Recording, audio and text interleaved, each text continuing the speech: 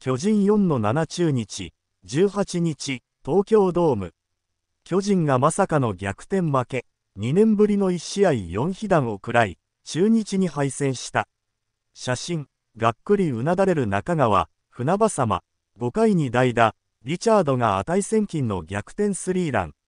3連勝へ本拠地のボルテージは高まったが、終盤にまさかの展開が待っていた。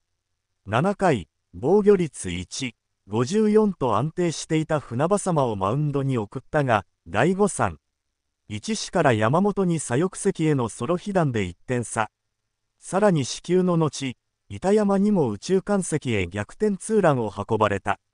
7回には中川が自身の失策からボスラーにツーランを被弾。トータル7失点となった。阿部監督はいい形で逆転したがと話を振られると、そうだね。私の継投ミスでございますと短くコメント。巨人の1試合4被弾は23年9月23日の広島戦以来。3連勝ならず、貯金1となった。